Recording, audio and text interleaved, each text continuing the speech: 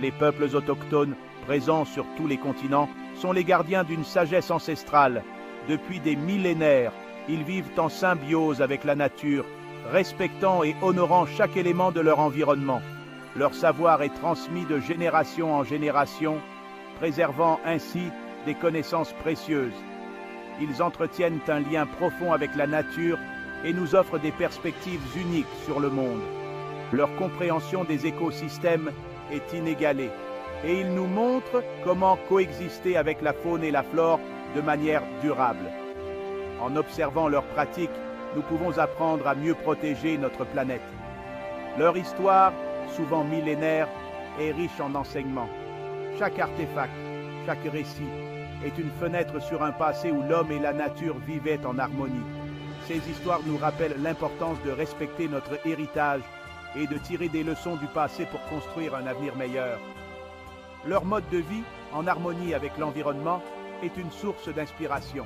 Ils construisent des habitations écologiques, utilisent des ressources de manière responsable et montrent comment vivre de manière durable. Leur exemple est crucial dans notre quête pour un mode de vie plus respectueux de la planète.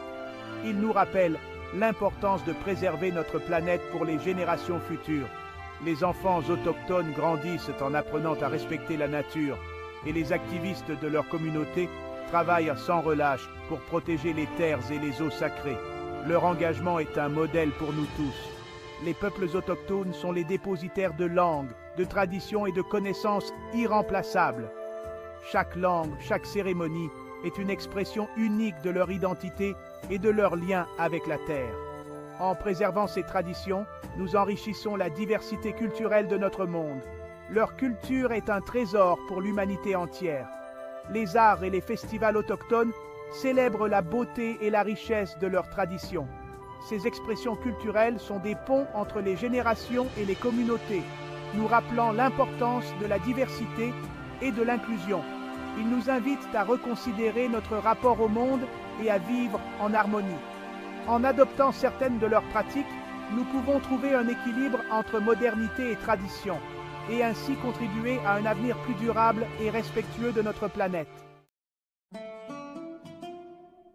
Nous allons dans ce documentaire parcourir certains de ces peuples et leur sagesse.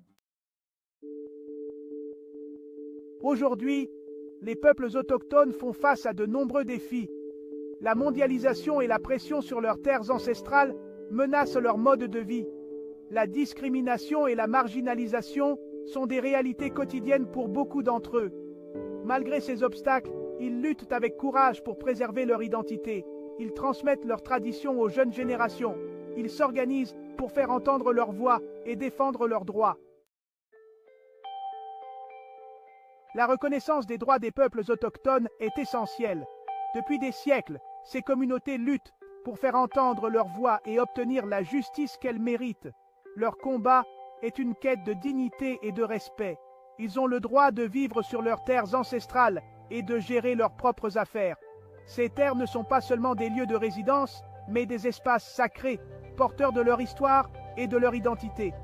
Ils ont le droit de pratiquer leur culture et de parler leur langue. Ces traditions et langues sont des trésors inestimables qui enrichissent notre patrimoine mondial. Le respect de leurs droits est un devoir pour tous. Chaque action en faveur de leurs droits est un pas vers un monde plus juste et équitable. Il est important de les soutenir dans leur combat pour la justice et l'égalité. Leur lutte n'est pas seulement la leur, mais celle de tous ceux qui croient en l'équité et la justice. Leur combat est aussi le nôtre. Il nous concerne tous.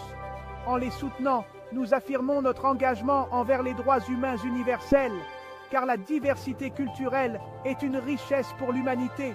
Elle nous rappelle que chaque culture apporte une perspective unique et précieuse à notre monde. Il est crucial de se souvenir du passé pour construire un avenir meilleur. Les peuples autochtones ont beaucoup à nous apprendre sur le respect de la nature et la solidarité. Écoutons leurs voix, leurs chants, leurs histoires. Apprenons de leur sagesse et de leur résilience. Leur combat pour la reconnaissance est une source d'espoir. Un espoir pour un monde plus juste et plus durable. Un monde où toutes les cultures peuvent vivre en harmonie. Commençons notre exploration par les Touaregs. Le Sahara, un océan de sable immense et fascinant. C'est ici, sous un soleil de plomb, que vivent les Touaregs, un peuple fier et mystérieux. On les surnomme les hommes bleus en raison de leur chèche indigo, symbole de noblesse et de résistance. Leur regard profond reflète une sagesse ancienne, héritée de leurs ancêtres berbères. Les Touaregs sont les gardiens du Sahara, les nomades du désert. Leur histoire est intimement liée à celle des caravanes, des oasis et des étoiles qui illuminent leur nuit. Ils nous invitent à un voyage captivant à travers leur culture riche et méconnue. L'histoire des Touaregs se perd dans la nuit des temps. Leurs racines se trouvent en Afrique du Nord, berceau de civilisations antiques. Ils descendent des Berbères, le peuple autochtone d'Afrique du Nord, connu pour son esprit d'indépendance et sa résistance aux empires. Les Touaregs ont hérité de cet esprit rebelle et de cet amour de la liberté. Au fil des siècles, ils ont résisté aux invasions, aux empires et aux tentatives d'assimilation. Leur langue, le tamashek, est un lien vivant avec leur passé berbère. Les Touaregs ont joué un rôle crucial dans le commerce transsaharien. Véritables maîtres du désert, ils en connaissaient tous les secrets et tous les dangers. Leurs caravanes, chargées d'or, d'ivoire et d'esclaves, reliaient l'Afrique du Nord à l'Afrique subsaharienne. Habiles négociateurs et diplomates, les Touaregs ont su tisser des liens avec les différentes cultures qu'ils rencontraient. Ils ont ainsi contribué à la diffusion des idées, des religions et des connaissances à travers le Sahara. Le mode de vie traditionnel touareg est intimement lié au désert. Nomades par excellence, ils se déplacent au rythme des saisons, à la recherche de pâturage pour leurs troupeaux de chameaux, de chèvres et de moutons. Leurs habitations, des tentes en peau de chèvre appelées kaimas, sont parfaitement adaptées aux conditions climatiques extrêmes du Sahara. La vie nomade a forgé chez les Touaregs un sens aigu de l'adaptation, de la solidarité et du respect de la nature. La culture touareg est riche en traditions orales, en poésie et en musique. Les poèmes, souvent chantés, célèbrent l'amour, la beauté du désert, la bravoure et la liberté. La musique, envoûtante et mélancolique, est jouée sur des instruments traditionnels comme l'imzad, une sorte de violon monocorde. Les femmes touaregs jouissent d'une liberté et d'un statut social unique dans le monde arabo-musulman. Elles participent activement à la vie sociale, économique et artistique. Leurs opinions sont respectées et elles jouent un rôle essentiel dans la transmission de la culture. Les Touaregs ont conservé des traditions ancestrales qui fascinent et intriguent. L'une des plus emblématiques est le port du voile indigo par les hommes, appelé chèche. Ce voile, bien plus qu'un simple vêtement, représente l'honneur, la pudeur et la protection contre les éléments. La société touareg est structurée en castes, avec des nobles, des religieux, des artisans et d'anciens esclaves. Malgré cette hiérarchie, les relations sociales sont caractérisées par le respect mutuel et la solidarité. Aujourd'hui, les Touaregs sont confrontés à de nombreux défis. Le changement climatique, la sécheresse et la désertification menacent leur mode de vie nomade traditionnel. La sédentarisation forcée, la pauvreté et le manque d'accès à l'éducation sont autant de problèmes auxquels ils sont confrontés. La mondialisation et l'influence des cultures étrangères constituent également une menace pour leur identité culturelle. Les Touaregs luttent pour préserver leurs traditions et leur mode de vie face à la modernité. Tout au long de leur histoire, les Touaregs se sont battus pour leur indépendance. Marginalisés par les États-nations qui ont émergé au XXe siècle, ils ont été victimes de discrimination et de répression. Dans les années 1990 et 2000, des rébellions ont éclaté au Mali et au Niger pour réclamer plus d'autonomie et de reconnaissance. Malgré les accords de paix signés, la situation reste fragile. Les Touaregs continuent de se battre pour faire entendre leur voix et pour obtenir le respect de leurs droits fondamentaux. Malgré les épreuves et les difficultés, les Touaregs font preuve d'une résilience et d'une capacité d'adaptation remarquable. Ils s'efforcent de trouver un équilibre entre la préservation de leur culture ancienne et les exigences du monde moderne. L'esprit Touareg, fait de liberté, de fierté et de solidarité, perdure. Les Touaregs nous rappellent que la richesse culturelle est un trésor à préserver et que la diversité est une force. Leur histoire nous invite à la réflexion et au respect des peuples et des cultures. Continuons notre périple par la présentation du peuple suivant, les Hutus. La région des Grands Lacs d'Afrique est une terre d'une beauté à couper le souffle et d'une profonde complexité. Ses vastes étendues d'eau et ses paysages variés abritent une riche biodiversité et une mosaïque de cultures. Au sein de cette région, le peuple Hutu occupe depuis longtemps une place centrale, sa vie étant intimement liée au tissu du Rwanda et du Burundi. Les Hutus ont développé des modes de vie adaptés à leur environnement, cultivant la terre et élevant du bétail. Bien que souvent défini par rapport à ses voisins Tutsis, le peuple Hutu possède une identité riche et distincte. Leur culture est marquée par des traditions orales, des danses et des chants qui racontent leur histoire et leurs croyances. C'est un peuple avec une histoire qui remonte à des siècles, une histoire marquée à la fois par le triomphe et la tragédie. Les Hutus ont traversé des périodes de paix et de prospérité, mais aussi des moments de conflit et de souffrance. Le peuple Hutu ne se définit pas par des frontières. Leur présence s'étend au-delà des lignes tracées sur les cartes, unissant des communautés à travers des régions variées. C'est un groupe ethnique bantou dont la présence s'étend au Rwanda et au Burundi, avec des extensions en République démocratique du Congo. Leur influence culturelle et sociale se fait sentir dans ces pays. Sur le plan numérique, ils constituent la population majoritaire au Rwanda et au Burundi. Leur nombre leur confère un rôle important dans la vie politique et sociale de ces nations.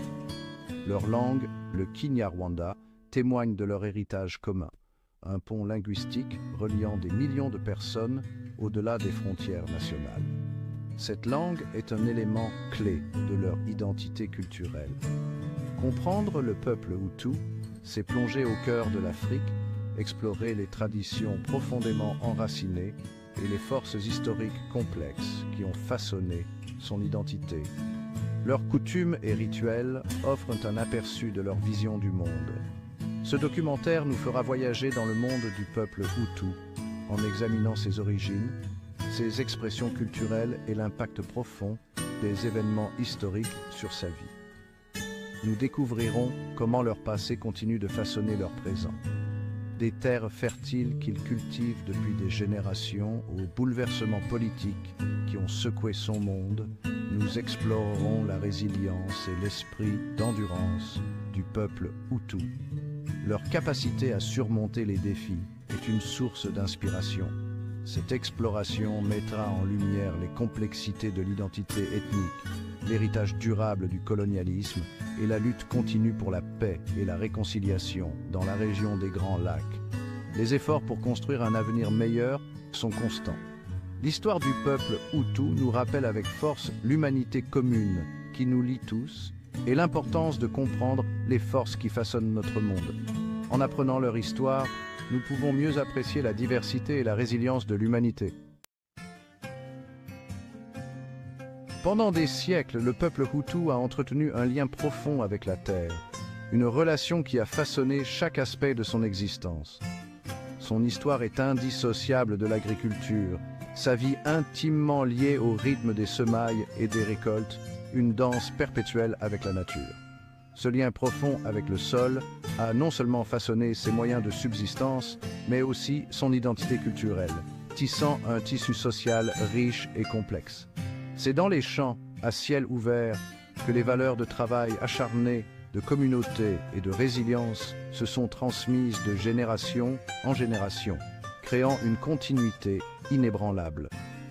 Le peuple Hutu était traditionnellement composé d'agriculteurs, habiles dans la culture de plantes telles que les haricots, le sorgho et les bananes, des cultures qui ont nourri des générations. Ces aliments de base constituaient la pierre angulaire de son alimentation, lui fournissant subsistance et nourriture et jouant un rôle central dans les rituels et les célébrations. La terre n'était pas simplement une source de nourriture, elle était le fondement de sa structure sociale et de ses croyances spirituelles. Un lien sacré avec les ancêtres. La propriété foncière était un symbole de statut et de sécurité, et les familles travaillaient sans relâche pour cultiver leurs parcelles, assurant ainsi la continuité de leur lignée et de leur héritage. Le cycle agricole dictait le rythme de la vie, chaque saison apportant son lot de défis et de récompenses. Les saisons de plantation et de récolte étaient marquées par des efforts collectifs. Les voisins s'aidant les uns les autres, solidifiant ainsi les liens de la communauté et renforçant la solidarité. Ces expériences communes ont favorisé un esprit de coopération et de soutien mutuel, essentiel à la survie dans un environnement difficile où chaque main tendue comptait. La terre, avec sa générosité et ses exigences, a servi de force unificatrice, façonnant la vision du monde des Hutus et favorisant un profond sentiment d'appartenance et de respect pour la nature. L'héritage agricole du peuple Hutu n'est pas simplement un vestige du passé, il reste un élément essentiel de son identité, un pont entre le passé et le présent. Alors même qu'il navigue dans les complexités de la vie moderne, le lien avec la terre perdure, témoignant de sa résilience et de ses traditions profondément enracinées, un témoignage vivant de leur histoire et de leur culture. Alors que le peuple Hutu était uni par sa langue commune et son mode de vie agricole, formant une communauté soudée et résiliente, profondément enracinée dans ses traditions et sa relation à la terre. Cependant, le paysage social du Rwanda et du Burundi était loin d'être homogène, avec une diversité de groupes ethniques et de modes de vie coexistant dans une mosaïque complexe. L'arrivée des Tutsis, un peuple pastoral avec ses propres coutumes et sa propre langue, a introduit une nouvelle dynamique dans la région, apportant avec eux des pratiques et des croyances distinctes qui allaient profondément influencer la société locale. Au fil du temps, une hiérarchie sociale s'est mise en place.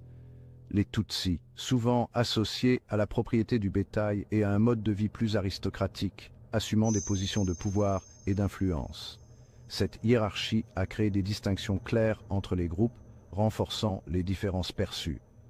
Cette stratification sociale, bien que n'étant pas initialement fondée sur des divisions ethniques rigides, a jeté les bases de futurs conflits. Les différences économiques et sociales ont commencé à se cristalliser autour des identités ethniques, créant des tensions latentes. Le colonialisme européen, avec sa politique de diviser pour mieux régner, a exploité ces tensions existantes. Les colonisateurs ont utilisé les divisions ethniques comme un outil pour maintenir leur contrôle, exacerbant les rivalités et les ressentiments. L'administration coloniale belge, en particulier, a exacerbé les divisions ethniques en favorisant la minorité Tutsi dans l'éducation et l'administration. Les Tutsis ont été placés dans des positions de privilège, tandis que les Hutus étaient systématiquement marginalisés. Ce traitement préférentiel a contribué à creuser le fossé entre Hutus et Tutsis, semant les graines du ressentiment et de la méfiance. Les Hutus, se sentant exclus et opprimés, ont commencé à nourrir un profond sentiment d'injustice. Le peuple Hutu, relégué aux marges du pouvoir, a commencé à vivre son identité à travers le prisme de la marginalisation. Leur quotidien était marqué par des opportunités limitées et une lutte constante pour la reconnaissance et l'égalité. Le discours colonial, qui présentait souvent les Tutsis comme supérieurs et les Hutus comme inférieurs, n'a fait que renforcer ces divisions. Les stéréotypes et les préjugés ont été institutionnalisés, créant un climat de suspicion et de division. Cette manipulation de l'identité ethnique à des fins politiques et économiques a eu des conséquences désastreuses, mettant le feu aux poudres d'un ressentiment qui allait éclater au cours des décennies suivantes. Les tensions accumulées ont finalement conduit à des conflits violents. Les graines de la discorde semées pendant cette période allaient finalement porter des fruits amers. Les divisions ethniques, exacerbées par des décennies de manipulation et de favoritisme, ont créé un terrain propice à la violence. Les structures sociales et les politiques coloniales qui ont favorisé la division et l'inégalité ont créé un terrain fertile pour les conflits, préparant le terrain aux événements tragiques qui allaient se dérouler dans la seconde moitié du XXe siècle. Ces événements ont laissé une marque indélébile sur l'histoire du Rwanda et du Burundi, rappelant les dangers de la division ethnique et de l'injustice. L'année 1959 marque un tournant dans l'histoire du Rwanda, une année où des décennies de tensions latentes ont éclaté en une révolution incendiaire. Le peuple Hutu, longtemps marginalisé et opprimé, s'est soulevé contre la monarchie Tutsi et l'administration coloniale belge qui la soutenait. Cette révolution, alimentée par un puissant mélange de colère, d'espoir et d'un désir d'autodétermination, allait changer à jamais le paysage politique et social du Rwanda. La révolution a été déclenchée par une série d'événements, notamment les appels croissants à l'émancipation des Hutus et la violence croissante contre la population Tutsi. Les masses Hutus, inspirées par les vents du changement qui soufflèrent sur l'Afrique et enhardies par un désir d'égalité, ont exigé la fin de la domination Tutsi. La monarchie, s'accrochant au pouvoir, s'est montrée incapable ou peu disposée à répondre aux griefs de la majorité. La révolution a été chaotique et violente, marquée par des massacres généralisés, des déplacements de population et un exode massif de Tutsis, fuyant le pays. L'ancien ordre s'est effondré et un nouveau gouvernement dirigé par les Hutus a vu le jour, promettant l'égalité et la fin de l'oppression. Cependant, l'héritage de la révolution est complexe, marqué par la violence et l'aggravation des divisions ethniques. La révolution de 1959 a été un moment charnière, marquant la fin de siècles de domination Tutsi et le début d'une nouvelle ère au Rwanda. Elle témoigne de la puissance des mouvements populaires et du désir d'autodétermination. Cependant, elle a également déchaîné des forces de haine et de violence ethnique qui allaient continuer à ravager la région pendant des décennies. Parlons maintenant d'un autre peuple. Un peuple des Andes. Qui sont les Quechouas? Perchés dans les majestueuses Andes d'Amérique du Sud, vivent les Quechouas. Ce peuple ancien et résilient a su s'adapter aux conditions rigoureuses de la vie en haute altitude, où l'air est raréfié et les températures peuvent être extrêmes. Fiers et ancestraux, ils sont des millions. Leur culture vibrante et leurs traditions riches se transmettent de génération en génération, tissant un lien fort entre le passé et le présent. Leur présence s'étend sur plusieurs pays. Les Quechouas ne sont pas confinés à une seule nation. Ils sont dispersés à travers les Andes, formant une mosaïque culturelle qui transcende les frontières modernes. Du Pérou à la Bolivie, en passant par l'Équateur et la Colombie, ils sont les gardiens d'une histoire riche. Chaque région apporte ses propres variations et nuances à la culture quechua, enrichissant encore davantage leur héritage collectif. Les Quechua sont les descendants des Incas. Ils ont hérité non seulement des terres, mais aussi des connaissances et des traditions de cet empire autrefois puissant. Ils préservent jalousement leurs traditions ancestrales. Que ce soit à travers l'artisanat, la musique ou les cérémonies religieuses, chaque aspect de leur vie est imprégné de leur riche héritage. Imaginez un instant, des femmes vêtues de ponchos colorés, parcourant des sentiers escarpés. Ces vêtements traditionnels, souvent tissés à la main, sont non seulement beaux, mais aussi pratiques, offrant chaleur et protection contre les éléments. Des hommes labourant la terre fertile des Andes, sous un soleil éclatant. Leur agriculture est souvent basée sur des techniques anciennes, adaptées aux conditions uniques de la montagne. Leur mode de vie, en harmonie avec la nature, fascine et inspire. Ils vivent en symbiose avec leur environnement, respectant et préservant les ressources naturelles qui les entourent. Leur histoire est intimement liée à celle de l'Empire Inca. Les Incas ont laissé un héritage durable, visible dans les ruines majestueuses et les traditions vivantes des Quechua. Cet empire puissant dominait autrefois les Andes. Les Incas étaient des maîtres de l'ingénierie et de l'architecture, et leurs réalisations continuent d'émerveiller le monde. Les Quechua en sont les héritiers directs. Ils perpétuent les traditions et les savoirs de leurs ancêtres, assurant ainsi la continuité de leur culture. Ils portent en eux la mémoire de ce passé glorieux. Chaque génération de Quechuas est un gardien de l'histoire transmettant les récits et les leçons du passé. Leur langue, le quechua, résonne encore aujourd'hui dans les montagnes. Cette langue ancienne est un pilier de leur identité culturelle, un lien vivant avec leurs ancêtres. C'est la langue maternelle de millions de personnes. Les enfants apprennent le quechua dès leur plus jeune âge, assurant ainsi sa survie pour les générations futures. Un symbole fort de leur identité et de leur résistance face à l'oubli. Le drapeau quechua, avec ses couleurs vives, est un emblème de fierté et de résilience, rappelant à tous la richesse et la vitalité de leur culture. L'héritage des Incas, un passé glorieux, un voyage à travers le temps, une exploration des merveilles d'une civilisation ancienne. L'Empire Inca, quel empire! Un royaume qui s'étendait sur des milliers de kilomètres, englobant une diversité de paysages et de cultures. Imaginez sa grandeur, sa puissance. Des cités majestueuses, des temples imposants, des routes pavées traversant des montagnes escarpées.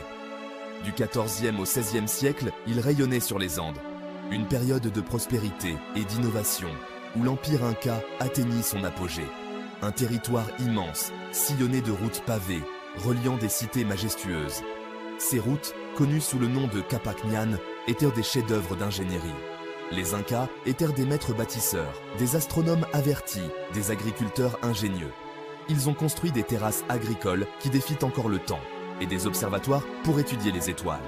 Le Machu Picchu, cité perdue des Incas, en témoigne encore aujourd'hui. Une merveille architecturale nichée dans les montagnes, qui continue de fasciner les chercheurs et les visiteurs du monde entier. Nichée au cœur des montagnes, elle fascine le monde entier. Au lever du soleil, les brumes se lèvent pour révéler une cité qui semble suspendue dans le temps. Ses terrasses cultivées, ses temples sacrés, ses palais imposants, tout respire le génie inca. Chaque pierre, chaque structure raconte une histoire de savoir-faire et de dévotion. Les Quechua sont les descendants directs de ce peuple fascinant. Ils perpétuent les traditions et les coutumes de leurs ancêtres, vivant en harmonie avec la nature. Ils ont hérité de leur savoir-faire, de leur respect de la nature, de leur sens de la communauté. Leurs techniques agricoles, transmises de génération en génération, sont un témoignage vivant de l'ingéniosité inca. La culture quechua est imprégnée de cet héritage. Leurs fêtes et cérémonies, leurs artisanats, tout reflète une profonde connexion avec leur passé glorieux. Mais l'arrivée des conquistadors espagnols au XVIe siècle a bouleversé leur monde. L'Empire Inca s'est effondré sous le poids de la conquête, et une nouvelle ère a commencé. Les Espagnols ont imposé leur langue, leur religion, leur mode de vie. Les églises coloniales et les documents historiques témoignent de cette période de transformation et de résistance.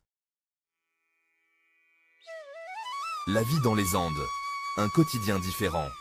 Les Andes, une chaîne de montagnes majestueuses, abritent des communautés qui ont su préserver leur mode de vie ancestral. Malgré les épreuves, les Quechua ont su préserver leur identité. Leur culture, riche et vibrante, est un témoignage vivant de leur résilience et de leur capacité d'adaptation. Ils ont continué à vivre dans les Andes, s'adaptant aux conditions difficiles de la montagne. Les montagnes, avec leurs sommets enneigés et leurs vallées profondes, sont à la fois un défi et une source de vie pour les Quechua. Leur vie est rythmée par les saisons, par le labeur de la terre, par le respect des traditions. Chaque jour, ils travaillent ensemble, en famille, pour cultiver la terre et assurer leur subsistance.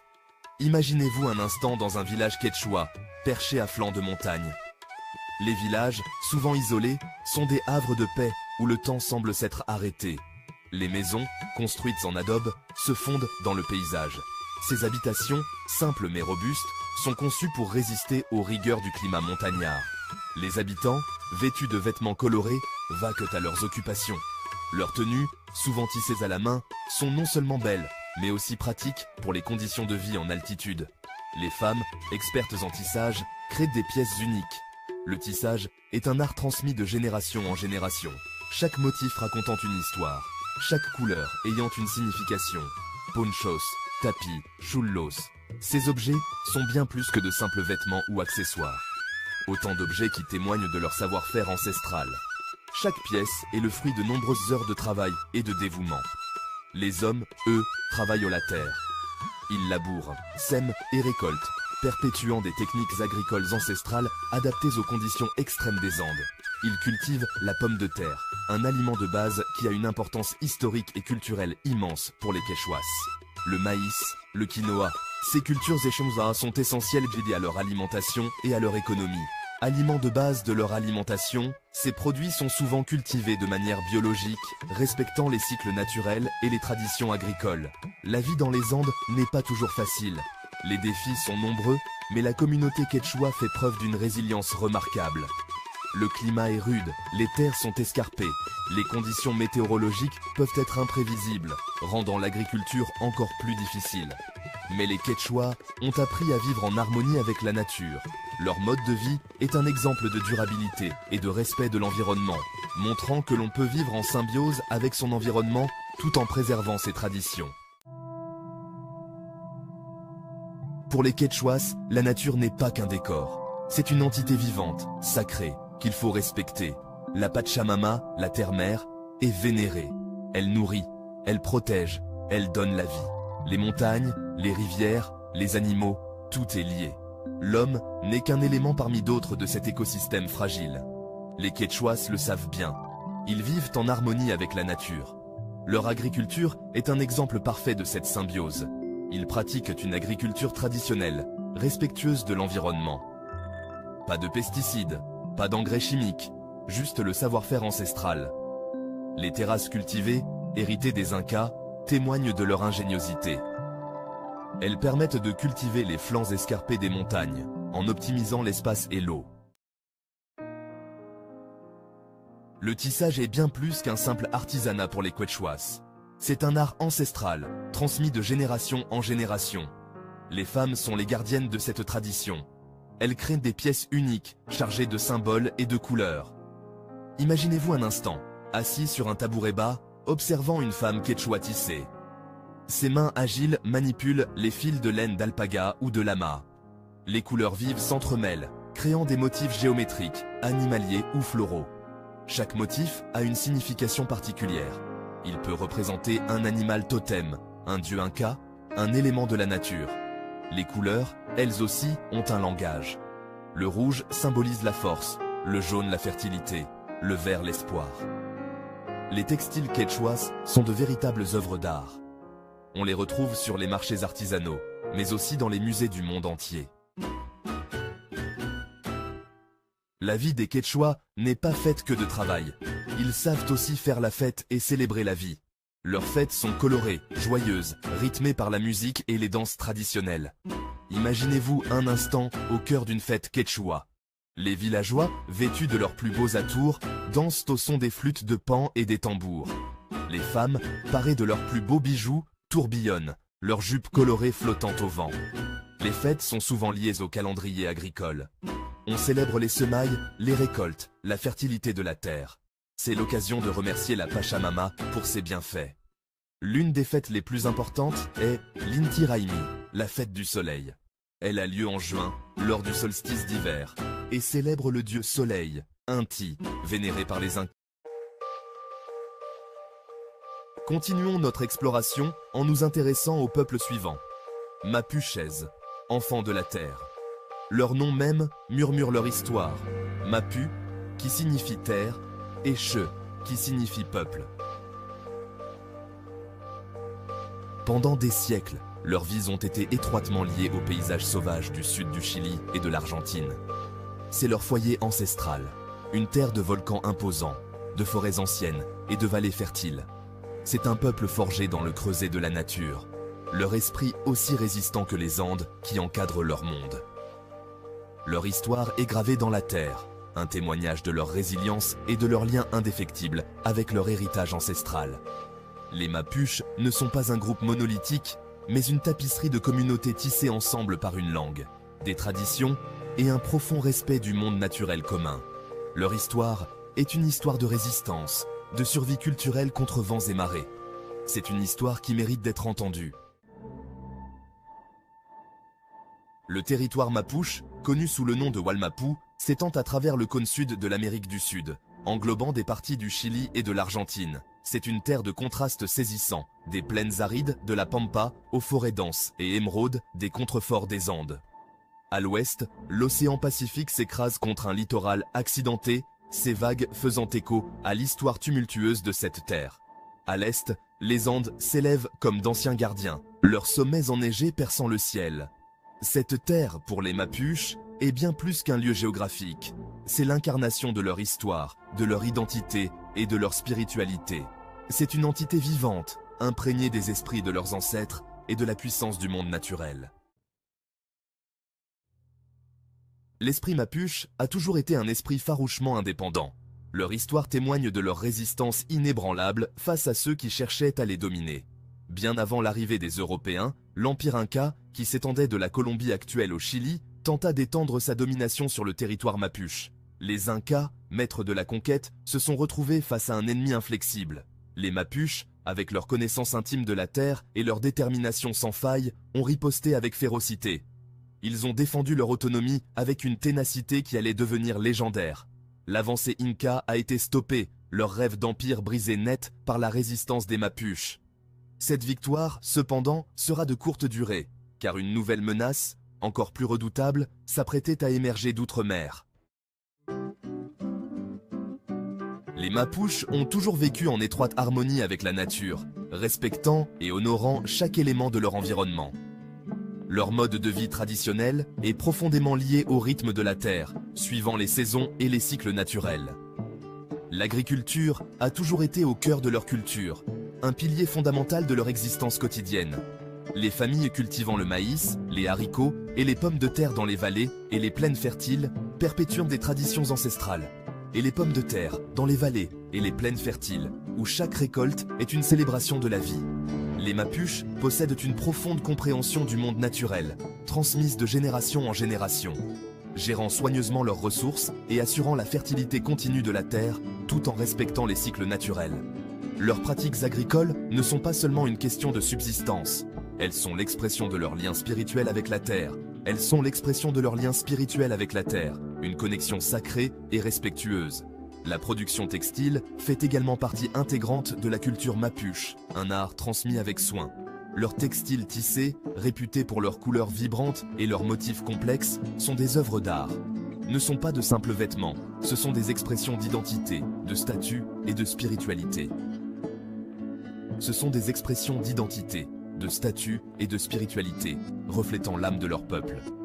Chaque motif raconte une histoire, une légende ou un événement marquant. Transmise de génération en génération, préservant ainsi leur héritage culturel, reliant le tisserand à ses ancêtres et à la terre, créant un lien indéfectible entre passé et présent. La vision du monde des Mapuches est profondément spirituelle, entrelacée d'un profond respect pour le monde naturel. Leur connexion avec la nature est à la fois physique et métaphysique, englobant tous les aspects de leur existence. Ils croient que les esprits habitent en tous les êtres vivants, des arbres imposants de la forêt aux plus petits insectes. Chaque créature, grande ou petite, a une place et une signification dans leur cosmologie. La Terre elle-même, connue sous le nom de Nyukemapu ou Terre-Mère, est vénérée comme une entité vivifiante, méritant respect et gratitude. Cette relation sacrée avec la Terre est au cœur de leur identité culturelle. La divinité créatrice, connue sous le nom de Njeneshen, qui aurait créé l'univers et tous ses habitants, est au centre de leur cosmologie. Njeneshen est perçue comme une force bienveillante, guidant et protégeant le peuple mapuche.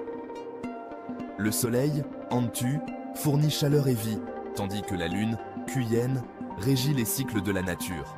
Ces corps célestes sont essentiels à leur compréhension du monde et de l'univers.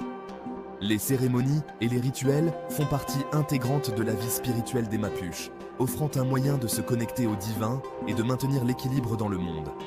Ces pratiques sont transmises de génération en génération, préservant ainsi leur héritage spirituel. Ces cérémonies, souvent dirigées par des chefs spirituels appelés machi, impliquant des offrandes, des prières et des danses sacrées, honorant les esprits et recherchant leurs conseils et leur protection. Les machis jouent un rôle crucial dans la communauté en tant que gardiens de la sagesse ancestrale et intermédiaires entre le monde humain et le divin.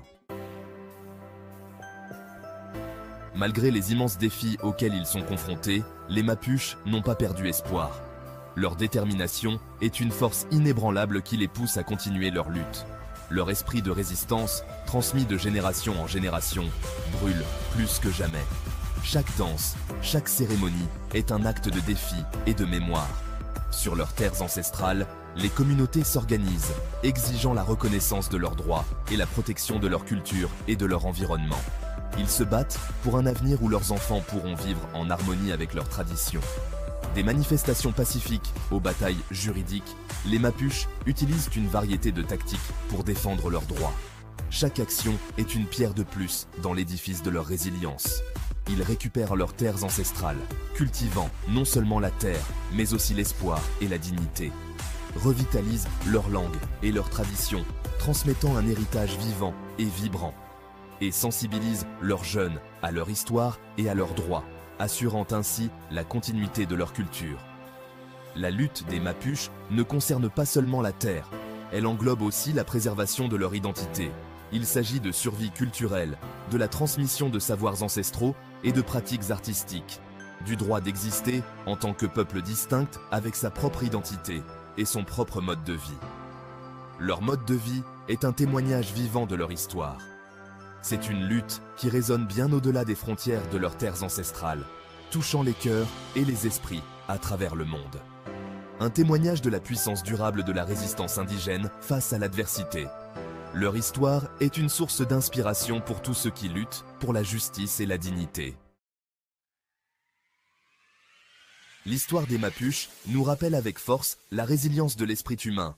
Pendant des siècles, ils ont affronté des empires, enduré la colonisation et résisté à l'assimilation. Malgré les défis permanents auxquels ils sont confrontés, leur culture reste vibrante, témoignant de leur lien indéfectible avec leur terre, leurs ancêtres et leurs croyances. L'histoire des Mapuches n'est pas seulement une histoire de lutte et de résistance. C'est une histoire d'espoir, de survie culturelle contre vent et marée. C'est une histoire qui souligne l'importance d'écouter les voix des peuples autochtones, de respecter leurs droits et de tirer des leçons de leurs liens profonds avec le monde naturel. Tant que les Andes se dresseront fièrement, tant que l'océan Pacifique s'écrasera contre leurs côtes, l'esprit des Mapuches perdurera, un phare d'espoir et d'inspiration pour tous ceux qui luttent pour la justice, l'autodétermination et l'avenir de notre planète. Parlons maintenant dans notre voyage cultuel du peuple métis du Canada, un groupe culturel dynamique et distinct, reconnu pour sa résilience et son esprit communautaire. Il possède une histoire et un héritage riche, marqué par des traditions uniques et une forte identité culturelle. Les Métis sont issus de la traite des fourrures dans les années 1700, une époque où les échanges commerciaux étaient florissants. Les commerçants de fourrures européens, principalement français et écossais, se sont mariés et ont eu des enfants avec des femmes des Premières Nations, créant ainsi des liens familiaux et culturels profonds. Ces unions ont donné naissance à un nouveau peuple, les Métis, qui ont su forger leur propre identité. Les Métis ont développé une culture unique, riche en traditions et en expressions artistiques. Elle mêle les traditions européennes et autochtones, créant une fusion culturelle harmonieuse. Ils étaient d'habiles chasseurs, trappeurs et commerçants, jouant un rôle crucial dans l'économie de la traite des fourrures. Ils parlaient diverses langues, dont le français, l'anglais et les langues autochtones, reflétant leur diversité culturelle. Les Métis ont joué un rôle essentiel dans la traite des fourrures, facilitant les échanges entre les Européens et les autochtones. Ils ont contribué à relier les mondes européens et autochtones, agissant comme médiateurs culturels. Les Métis ont été confrontés à de nombreux défis, y compris des conflits et des luttes pour leurs droits. Ils étaient souvent pris entre les cultures européennes et autochtones, naviguant entre deux mondes. Ils étaient également victimes de discrimination et de préjugés, mais ont toujours montré une grande résilience. Malgré ces difficultés, les Métis ont persévéré, surmontant les obstacles avec courage. Ils ont développé un fort sentiment d'identité et de communauté, célébrant leur héritage avec fierté et unité. La région de la Rivière Rouge au Manitoba était un lieu central pour les Métis. C'était un endroit où leur culture et leurs traditions pouvaient s'épanouir. C'est là que leur identité distincte s'est solidifiée, grâce à des rassemblements culturels et des traditions familiales. Les Métis ont établi leur propre communauté et institutions, construisant des villages et des bâtiments historiques qui existent encore aujourd'hui. Ils ont développé un fort sentiment d'autonomie gouvernementale, en tenant des réunions de conseil et en prenant des décisions collectives. Ils élisaient leurs propres dirigeants et créaient leurs propres lois, assurant ainsi que leur voix soit entendue et respectée. Les Métis de la Rivière Rouge étaient reconnus pour leurs compétences de chasseurs et de commerçants, jouant un rôle crucial dans l'économie locale. Ils étaient également réputés pour leur équitation, une compétence essentielle pour la vie sur les vastes prairies. Ils ont développé un style d'équitation unique, adapté aux conditions difficiles de la région. Cela leur permettait de parcourir les vastes plaines de l'Ouest avec aisance et efficacité. Le chariot de la Rivière Rouge est devenu un symbole des Métis. C'était un véhicule robuste, capable de transporter de lourdes charges sur de longues distances. Il était essentiel pour le transport et le commerce, facilitant les échanges entre les communautés. Les Métis étaient un peuple fier et indépendant, attaché à ses racines et à ses traditions. Ils étaient déterminés à protéger leur mode de vie, en organisant des festivals et des rassemblements pour célébrer leur culture. Ils ont dû faire face à la pression croissante des colons européens, qui cherchaient à s'installer sur leurs terres. Les colons empiétaient sur leurs terres et menaçaient leur mode de vie traditionnel, créant des tensions et des conflits. Cela a conduit à des conflits et à la résistance, les Métis se battant pour défendre leur territoire et leur identité. La culture métisse est riche en traditions et en symboles, qui sont transmis de génération en génération. La ceinture fléchée métisse est un symbole emblématique de leur patrimoine, représentant à la fois leur histoire et leur identité. C'est une ceinture tissée colorée, souvent ornée de motifs complexes et vibrants. Elle était traditionnellement portée par les hommes métis, mais elle est maintenant portée par tous, hommes et femmes. Elle avait un but pratique et décoratif, servant à la fois d'outil et d'ornement. La ceinture pouvait servir de ceinture, d'écharpe ou même de corde, montrant sa polyvalence. Aujourd'hui, la ceinture fléchée métisse est un symbole de fierté et d'identité portée lors de festivals et d'événements culturels. La musique et la danse font partie intégrante de la culture métisse, apportant joie et unité à la communauté. Le violon est un instrument central dans la musique métisse, connu pour ses mélodies entraînantes. Il a été introduit au Canada par les colons européens, mais il a rapidement trouvé sa place dans la culture métisse. Les Métis l'ont rapidement adopté comme le leur, en développant un style unique et distinctif. Le violon métis se caractérise par ses airs entraînants et son jeu de pieds complexe, ajoutant une dimension rythmique à la musique. On le joue souvent lors de rassemblements et de célébrations, où il crée une atmosphère festive et conviviale. Le perlage métis est un autre aspect important de leur patrimoine culturel, illustrant leur habileté et leur créativité. Les femmes métisses étaient connues pour leurs motifs de perlage complexes, qui demandaient en patience et précision. Elles utilisaient des perles pour décorer les vêtements, les chaussures et autres objets, ajoutant une touche artistique à leur quotidien. Le perlage métis présente souvent des motifs floraux et géométriques, chaque pièce racontant une histoire unique. Il témoigne de la créativité et du talent artistique des femmes métisses, qui continuent de perpétuer cette tradition avec fierté. Le peuple métis a sa propre langue unique, le michif. C'est un témoignage de leur héritage mixte. Le michif est un mélange de français et de cri. Il intègre également des éléments d'autres langues autochtones. Le michif est une langue complexe et nuancée. Elle reflète l'histoire et la culture du peuple métis. Pendant de nombreuses années, le michif était principalement une langue orale. Il s'est transmis de génération en génération. Cependant, des efforts sont en cours pour revitaliser la langue. Il existe maintenant des cours de langue et des ressources en michif. L'objectif est de préserver cette langue unique pour les générations futures. La survie du michif est cruciale pour la préservation de la culture métisse. La langue est bien plus que des mots. C'est un vecteur de culture, d'histoire et d'identité. En maintenant le michif vivant, le peuple métis s'assure que son patrimoine et ses traditions sont transmis aux générations futures. Le peuple métis a mené une longue et difficile lutte pour la reconnaissance et les droits au Canada. Pendant de nombreuses années, on lui a refusé les mêmes droits et privilèges qu'aux autres Canadiens. Ils ont souvent été marginalisés et victimes de discrimination. Au cours des dernières décennies, des progrès ont été réalisés dans la reconnaissance des droits des Métis. En 2003, la Cour suprême du Canada a reconnu les Métis comme un groupe autochtone distinct dont les droits sont protégés par la Constitution. Cet arrêt historique a été une victoire majeure pour le peuple métis. Il a affirmé son statut unique et son droit à l'autodétermination. La nation métisse continue d'œuvrer à la pleine reconnaissance et à la réconciliation avec le gouvernement canadien. Cela implique de réparer les injustices du passé et de garantir un avenir meilleur aux communautés métisses. La réconciliation entre la nation métisse et le gouvernement canadien est un processus continu. Elle exige un engagement de part et d'autre à réparer les torts du passé et à bâtir ensemble un avenir meilleur. Cela implique de reconnaître les droits des métisses, de régler les revendications territoriales et de soutenir le bien-être des communautés métisses. L'éducation est un élément crucial de la réconciliation. En découvrant l'histoire, la culture et les points de vue des métisses, tous les Canadiens peuvent acquérir une meilleure compréhension du peuple métis et de sa place dans la société canadienne. La nation métisse s'engage à travailler en collaboration avec le gouvernement canadien et tous les Canadiens afin de parvenir à une véritable réconciliation. Cela nécessitera un dialogue ouvert, un respect mutuel et une volonté d'apprendre les uns des autres. Malgré les nombreux défis auxquels ils ont été confrontés, les Métis ont fait preuve d'une résilience et d'une fierté incroyables. Ils ont surmonté l'adversité pour préserver leur culture, leur langue et leurs traditions. L'esprit métis est un esprit de force, de détermination et de lien profond avec son héritage. Le peuple métis a apporté d'importantes contributions à la société canadienne. Il a joué un rôle essentiel dans la traite des fourrures, le développement de l'Ouest canadien, ainsi que dans les arts et la culture du pays. La nation métisse continue de prospérer, avec une population croissante et un fort sentiment d'identité.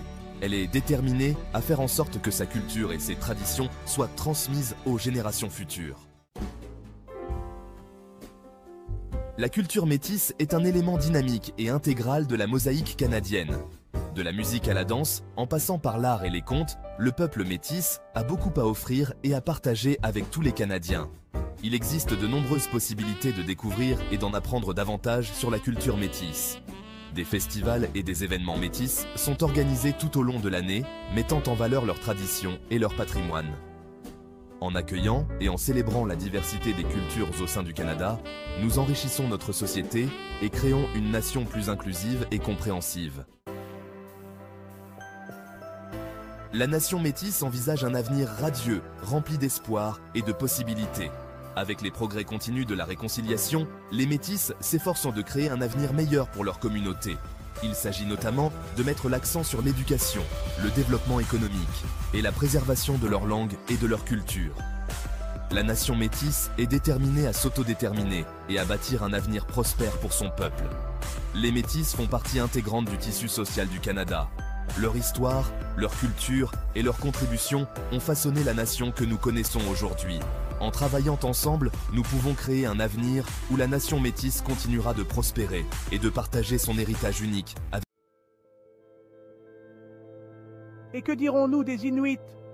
En effet, l'Arctique, une terre d'une beauté austère et aux conditions implacables, abrite le peuple Inuit. Cette région, avec ses étendues glacées et ses paysages à couper le souffle, est à la fois magnifique et impitoyable. Répartis dans les régions nordiques du Canada, du Groenland, de l'Alaska et de la Sibérie, les Inuits prospèrent depuis des siècles dans un monde gelé.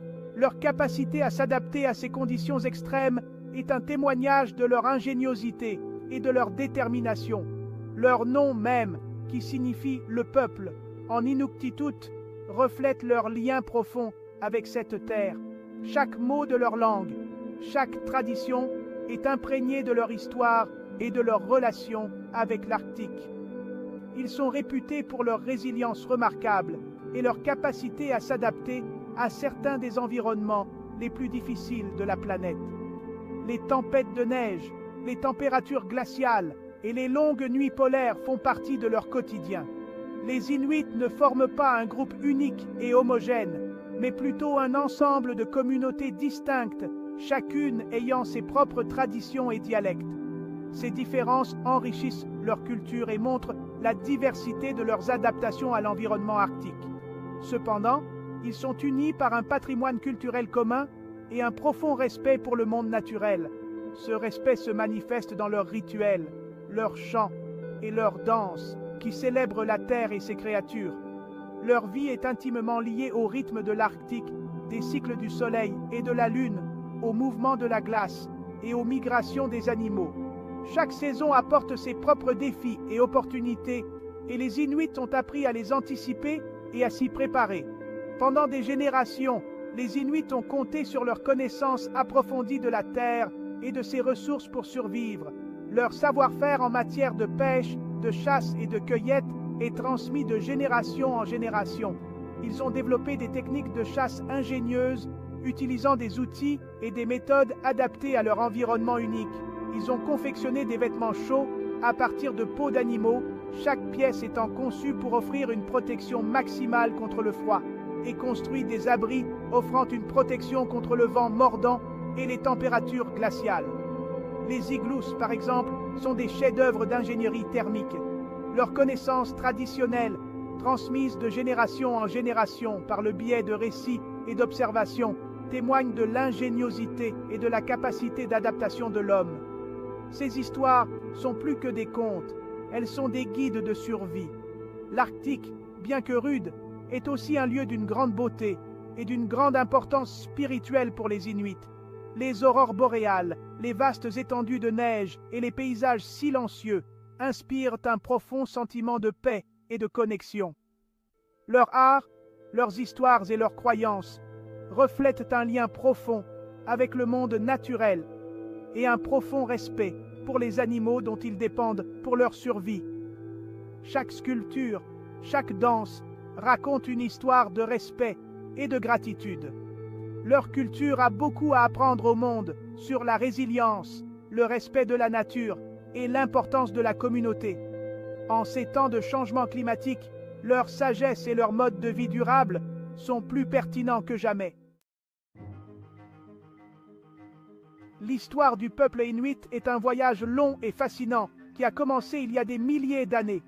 Leurs ancêtres, le peuple de Thulé, ont émergé en tant que groupe culturel distinct autour du détroit de Bering il y a environ 1000 ans. Chasseurs et navigateurs habiles, les Thulés ont migré vers l'est à travers l'Arctique, atteignant finalement le Groenland au XIIIe siècle.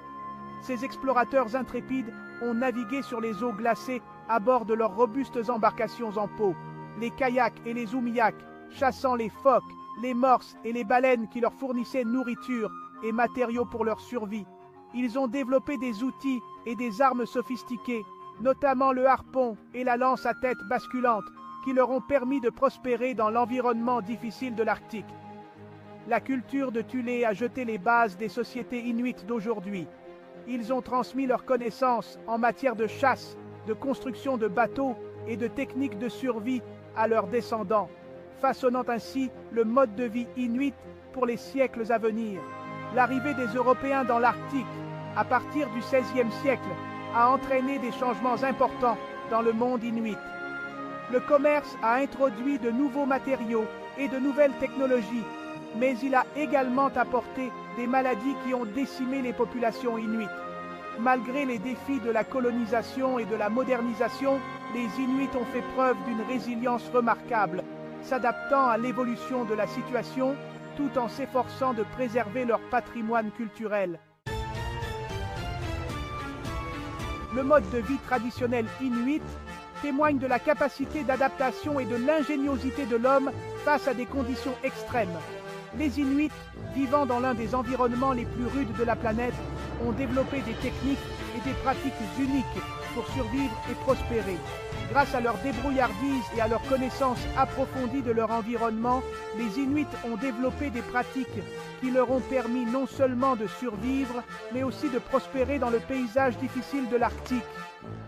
Leur capacité à lire les signes de la nature et à utiliser les ressources disponibles de manière durable est un témoignage de leur ingéniosité. La chasse a toujours été au cœur de la culture inuite, fournissant la nourriture, les vêtements et les matériaux essentiels aux outils. Les techniques de chasse, transmises de génération en génération, sont adaptées aux conditions extrêmes et au comportement des animaux. Les baleines, les phoques, les morses, les caribous et les poissons étaient les aliments de base du régime inuit, chassés à l'aide de harpons, de lances et de pièges, fabriqués avec une habileté et une précision remarquables. Chaque partie de l'animal était utilisée, minimisant le gaspillage et honorant l'esprit de l'animal. La chasse n'était pas seulement un moyen de subsistance, c'était une pratique imprégnée de tradition, de respect des animaux et d'un lien spirituel avec la terre. Les rituels et les cérémonies avant et après la chasse reflétaient une profonde gratitude et un respect pour les créatures qui soutenaient leur vie. La création d'un abri adéquat dans le climat impitoyable de l'Arctique était tout aussi importante. Les Inuits ont conçu des structures qui non seulement les protégeaient du froid, mais qui étaient aussi faciles à construire avec les matériaux disponibles. L'igloo, cette structure emblématique en forme de dôme, construite à partir de blocs de neige compactés, offrait une isolation étonnamment efficace contre le froid. La neige, bien que froide, est un excellent isolant, et l'igloo pouvait maintenir une température intérieure confortable, même par des températures extérieures glaciales. Pendant les saisons plus chaudes, les familles se déplaçaient dans des tentes faites de peaux d'animaux drapées sur une charpente d'os ou de bois flotté, ce qui leur offrait une plus grande mobilité pour suivre les troupeaux en migration. Ces tentes étaient légères, faciles à monter et à démonter, et offraient une protection adéquate contre les éléments. La vie dans l'Arctique exigeait des communautés soudées qui travaillaient ensemble pour survivre. La coopération et l'entraide étaient essentielles pour surmonter les défis quotidiens posés par l'environnement hostile. Des tâches comme la chasse, la construction d'abris et la confection de vêtements étaient partagées, favorisant un fort sentiment d'interdépendance et de coopération. Les vêtements, souvent fabriqués à partir de peaux d'animaux, étaient conçus pour offrir une protection maximale contre le froid. Les aînés jouaient un rôle crucial, transmettant leurs connaissances et leur sagesse accumulées aux jeunes générations, assurant ainsi la continuité de leur patrimoine culturel. Les histoires, les chants et les légendes racontées autour du feu étaient autant de moyens de préserver et de transmettre l'histoire et les valeurs de la communauté. L'art du peuple inuit est une expression puissante de sa culture, de ses croyances et de sa relation avec le monde naturel. Chaque pièce d'art raconte une histoire unique, une histoire qui est profondément enracinée dans les traditions et les expériences de la vie quotidienne des Inuits. Travaillant avec des matériaux facilement disponibles dans leur environnement, comme la pierre, l'os et le bois, ils ont créé une riche tradition artistique qui reflète la beauté, les dures réalités et l'essence spirituelle de l'Arctique. Ces matériaux, souvent difficiles à travailler, témoignent de la résilience et de l'ingéniosité des artistes inuits. La forme d'art inuite la plus connue est sans doute la sculpture. Ces sculptures, souvent petites mais détaillées, capturent l'essence de la vie arctique avec une précision étonnante. À l'aide de matériaux comme la stéatite, le bois de caribou et l'ivoire de morse, les artistes inuits sculptent des figures complexes qui capturent l'essence des animaux arctiques, des scènes de la vie quotidienne et des histoires transmises de génération en génération. Chaque sculpture est une fenêtre sur le passé, une manière de préserver et de transmettre les traditions et les croyances. Ces sculptures, souvent imprégnées d'une signification spirituelle, offrent un aperçu de la vision du monde inuit et de leur lien profond avec le monde naturel. Elles représentent souvent des esprits animaux, des chamans et des scènes mythologiques, illustrant la riche cosmologie inuite. Les femmes inuites sont réputées pour leur habileté à créer des vêtements et des objets artisanaux aussi beaux que fonctionnels. Leur savoir-faire se transmet de mère en fille, chaque génération ajoutant sa propre touche à ses créations traditionnelles. Utilisant des peaux d'animaux, en particulier de caribou et de phoques, elles cousent méticuleusement des parkas, des mitaines, des pantalons et des bottes qui procurent une chaleur essentielle et une protection contre les éléments. Ces vêtements sont conçus pour résister aux conditions extrêmes de l'Arctique, tout en étant esthétiquement plaisants. Ces vêtements sont souvent ornés de broderies et de perles complexes, mettant en valeur l'art et l'expression culturelle qui imprègnent la vie quotidienne. Chaque motif et chaque perle raconte une histoire, ajoutant une dimension supplémentaire à ces œuvres d'art portables. Au-delà de la sculpture et de l'habillement, l'expression artistique inuite s'étend à la musique, à la danse et au conte. Ces formes d'art sont des moyens puissants de transmettre des histoires, des traditions et des valeurs d'une génération à l'autre. Le chant guttural, une forme de vocalisation captivante souvent pratiquée par les femmes, crée des sons rythmés et harmoniques qui imitent le monde naturel. Cette forme de chant est non seulement une performance artistique, mais aussi un jeu et une compétition amicale entre les chanteuses. Les danses traditionnelles, souvent exécutées lors de célébrations et de rassemblements, racontent des histoires de chasse, d'animaux et de mythologie inuite, soulignant encore davantage le caractère central des contes et de l'expression artistique dans leur culture. Ces danses sont une célébration de la vie, de la communauté et de la connexion profonde avec la nature. Nous continuons notre voyage culturel avec les Cris, l'un des groupes autochtones les plus importants et les plus répandus d'Amérique du Nord. Leur histoire est riche et complexe, faite de traditions ancestrales et de récits transmis de génération en génération. Leur présence honore les terres, de la côte atlantique du Québec jusqu'au contrefort des Rocheuses en Alberta. Ces vastes territoires témoignent de leur capacité d'adaptation à des environnements variés. Avec plus de 200 000 membres, ils forment une mosaïque dynamique de communautés, chacune ayant ses propres histoires et traditions uniques. Chaque communauté apporte sa pierre à l'édifice de la richesse culturelle Cri. Relié par une histoire commune et un profond respect pour la terre, le peuple Cri continue de prospérer, sa résilience témoignant de sa force d'esprit. Les aînés jouent un rôle crucial en transmettant les connaissances et les valeurs aux jeunes générations.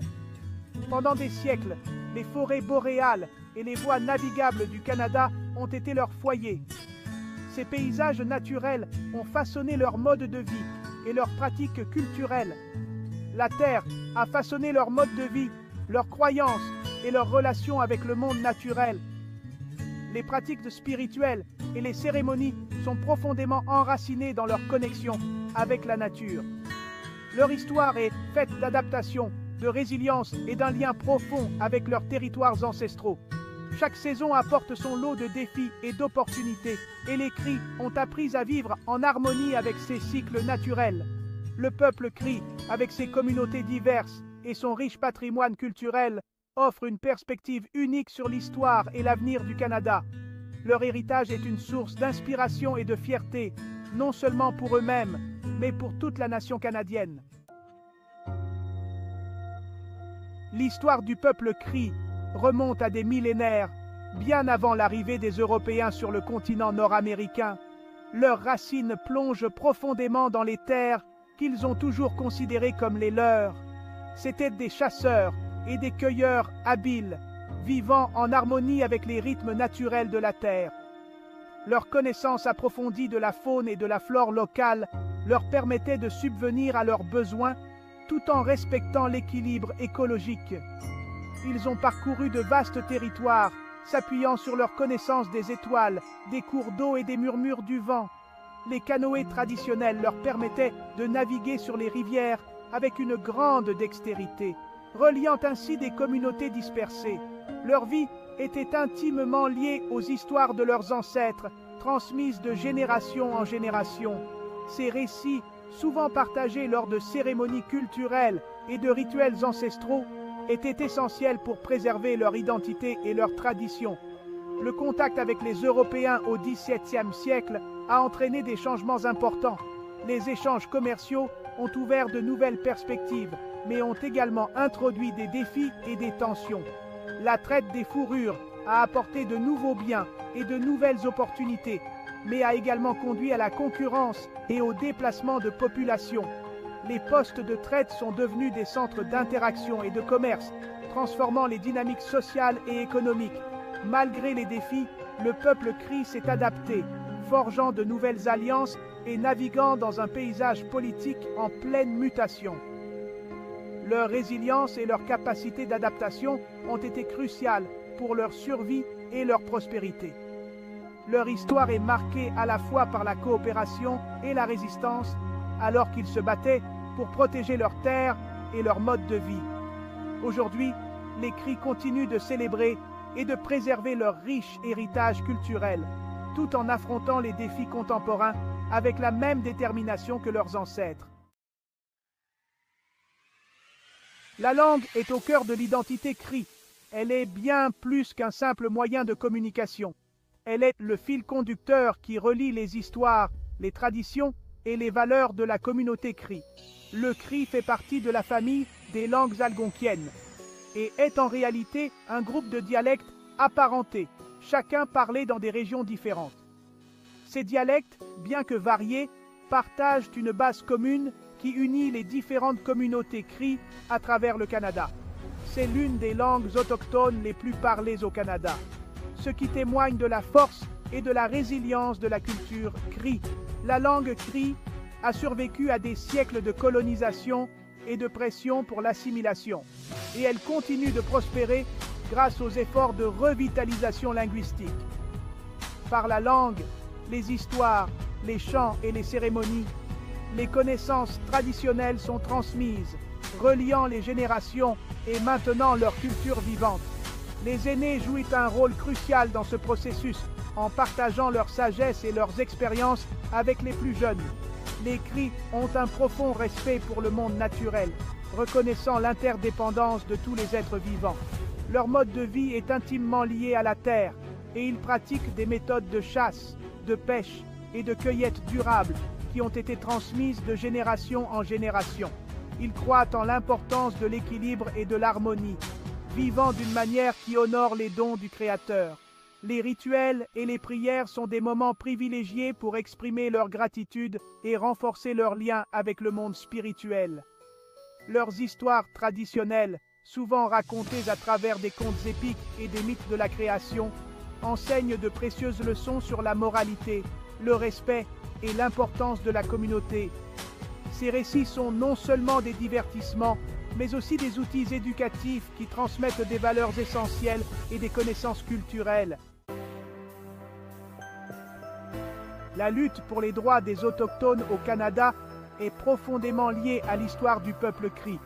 Ils ont été à l'avant-garde de nombreuses batailles juridiques et mouvements politiques, plaidant pour la reconnaissance de leurs droits inhérents, notamment les droits issus de traités, les revendications territoriales et l'autonomie gouvernementale. La Convention de la baie James et du Nord québécois, signée en 1975, a marqué une victoire significative, accordant aux Cris un certain degré d'autonomie et de contrôle sur leur territoire traditionnel. Cependant, la lutte pour l'autodétermination continue. L'héritage du colonialisme, y compris les pensionnats et les politiques d'assimilation, a eu un impact dévastateur sur les communautés autochtones. Les Cris, comme de nombreux autres groupes autochtones, travaillent à guérir des blessures du passé et à bâtir un avenir meilleur pour leurs enfants. Aujourd'hui, le peuple Cri est confronté à un certain nombre de défis, dont beaucoup sont directement liés à la terre. Le changement climatique est une préoccupation urgente qui a un impact sur l'équilibre fragile des écosystèmes dont ils dépendent. Le développement industriel, tel que l'exploitation minière et la foresterie, représente une menace pour leur territoire traditionnel, leurs sources d'eau et leur mode de vie. Les Cris sont en première ligne de la lutte pour la justice environnementale, plaidant pour des pratiques de développement durable et la protection de leurs terres et de leurs eaux. Ils travaillent à résoudre des problèmes tels que la pauvreté, l'accès aux soins de santé et aux possibilités d'éducation. Malgré ces défis, le peuple Cri reste résilient. Il s'appuie sur leurs traditions, leurs connaissances et leurs liens profonds avec la terre pour naviguer dans les complexités du monde moderne. Ils trouvent des moyens novateurs de préserver leur langue et leur culture, en veillant à ce que leurs traditions soient transmises aux générations futures. Leurs communautés sont dynamiques et vibrantes, embrassant à la fois l'ancien et le nouveau. Ils sont des chefs de file dans des domaines tels que les affaires, l'éducation et les arts, partageant leurs perspectives uniques et contribuant au tissu culturel du Canada. La relation entre les peuples autochtones et non autochtones au Canada est à un tournant critique. La réconciliation exige un engagement authentique à écouter, à apprendre et à agir. Il s'agit de reconnaître les injustices du passé, de s'attaquer aux inégalités systémiques et de travailler ensemble à la création d'une société plus juste et équitable. Le peuple Cri avec sa longue histoire et son engagement indéfectible envers ses droits et sa culture, a beaucoup à nous apprendre sur la résilience, le respect et l'importance de comprendre les différents points de vue. L'éducation joue un rôle essentiel dans la promotion de la réconciliation et de la compréhension. En découvrant l'histoire, les cultures et les contributions des peuples autochtones, nous pouvons remettre en question les stéréotypes, démanteler les préjugés et jeter des ponts de compréhension. C'est par l'éducation que nous pouvons créer une société qui valorise et respecte la diversité de ses membres, partager des histoires, engager le dialogue et soutenir les initiatives dirigées par les autochtones sont autant d'étapes importantes sur la voie de la réconciliation. En travaillant ensemble, nous pouvons créer un avenir où les peuples autochtones et non autochtones pourront prospérer côte à côte dans une relation fondée sur le respect, la confiance et la compréhension. Le peuple crie, avec sa riche histoire, sa culture vibrante et sa détermination inébranlable, témoigne de la force d'esprit durable des peuples autochtones. Ils ont fait face à d'immenses défis, mais ils continuent de prospérer, s'adaptant à un monde en mutation tout en honorant leurs traditions et leurs liens profonds avec la terre. Leur histoire fait partie intégrante du récit canadien, nous rappelant l'importance de respecter les droits des autochtones, de protéger l'environnement et de travailler ensemble pour créer une société plus juste et équitable pour tous. Alors que nous allons de l'avant, écoutons leur voix, apprenons de leurs expériences et travaillons ensemble à la construction d'un avenir où tous pourront vivre dans la paix, l'harmonie et le respect mutuel. Nous allons nous intéresser maintenant aux Cherokees, une tribu amérindienne de premier plan, occupe une place importante dans l'histoire des États-Unis. Leur histoire est un récit de résilience, marqué à la fois par des épreuves et des réalisations culturelles remarquables. Depuis leurs terres ancestrales du sud-est des États-Unis, les Cherokees ont traversé des siècles de bouleversements, laissant une empreinte indélébile sur l'histoire et la culture américaine. Reconnus pour leur organisation sociale complexe, les Cherokees prospéraient en tant qu'agriculteurs, chasseurs et artisans qualifiés. Leur lien profond avec la terre et ses ressources a façonné leurs croyances, leurs traditions et leur mode de vie. L'arrivée des explorateurs et des colons européens au XVIe siècle allait cependant changer à jamais le cours de l'histoire des Cherokees. Malgré les défis auxquels ils ont été confrontés, les Cherokees ont fait preuve d'une remarquable capacité d'adaptation et de persévérance. Ils ont adopté de nouvelles technologies, se sont lancés dans le commerce et ont même développé une langue écrite. L'esprit de résilience des Cherokees s'est transmis de génération en génération, assurant la survie de leur culture et de leurs traditions envers et contre tout. L'arrivée des Européens en Amérique du Nord a entraîné des changements importants pour le peuple Cherokee. Les premières interactions ont souvent été marquées par le commerce et des alliances fragiles. Cependant, à mesure que la colonisation européenne s'étendait, la pression sur les terres Cherokees s'est accrue, entraînant conflits et déplacements. Malgré l'empiètement croissant, les Cherokees ont cherché à maintenir des relations pacifiques avec leurs voisins européens. Ils ont adopté des techniques agricoles européennes, construit des moulins à grains et même établi leur propre système de gouvernement inspiré de la Constitution des États-Unis. Cependant, la découverte d'or sur les terres Cherokees dans les années 1830 a déclenché une vague d'avidité et d'hostilité. La loi sur le déplacement des Indiens de 1830, signée par le président Andrew Jackson, autorisait la déportation forcée des tribus amérindiennes, y compris les Cherokees, de leurs terres ancestrales du sud-est vers des territoires situés à l'ouest du fleuve Mississippi.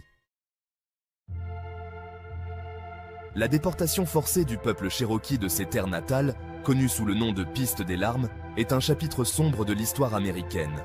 Cette expulsion brutale, menée au cours de l'hiver rigoureux de 1838 à 1839, a entraîné la mort de milliers de Cherokees des suites de maladies, de la famine et du froid. Chassés de leur foyer sous la menace des armes, les Cherokees ont été contraints de parcourir des centaines de kilomètres à pied sur un terrain accidenté. Des familles ont été déchirées, leurs maisons et leurs biens abandonnés. Le traumatisme de ce déplacement forcé continue de résonner au sein de la nation Cherokee aujourd'hui. Malgré les immenses souffrances qu'ils ont endurées, les Cherokees ont reconstruit leur vie dans le territoire indien, qui allait plus tard devenir l'Oklahoma. Ils ont établi de nouvelles communautés, des écoles et des gouvernements, déterminés à préserver leur culture et leur identité. La piste des larmes, bien qu'étant un symbole de perte immense, témoigne également de la force et de la résilience du peuple Cherokee. L'une des réalisations les plus remarquables de l'histoire des Cherokees est la création d'une langue écrite par un Cherokee du nom de Sequoyah. Né à la fin du XVIIIe siècle, Sequoyah avait compris le pouvoir du langage et de l'alphabétisation. Il a consacré sa vie à l'élaboration d'un système d'écriture pour son peuple. Un système qui lui permettrait de préserver son histoire, de partager ses récits et de prospérer dans un monde en mutation. Après des années de labeur acharné, Sequoyah a achevé son syllabaire en 1821. Il se composait de 85 symboles, chacun représentant une syllabe de la langue Cherokee. Ce système ingénieux était facile à apprendre, et le taux d'alphabétisation parmi les Cherokees a rapidement grimpé en flèche. Le syllabaire Cherokee a eu un impact profond sur la société Cherokee. Il a facilité la communication, l'éducation et la préservation de la culture. Le Cherokee Phoenix, le premier journal amérindien, était imprimé en anglais et en Cherokee à l'aide du syllabaire de Sequoyah. L'héritage de Sequoyah continue d'inspirer des générations de Cherokees, témoignant du pouvoir du langage et de l'importance de la préservation du patrimoine culturel. Le peuple Cherokee possède une riche tradition de narration orale, de musique et de danse. Des formes d'art qui se sont transmises de génération en génération. Ces expressions culturelles ne sont pas de simples formes de divertissement, elles sont des liens essentiels qui relient le peuple Cherokee à ses ancêtres, à son histoire et à ses croyances spirituelles. Les histoires Cherokee sont souvent centrées sur les animaux, la nature et l'importance de la communauté.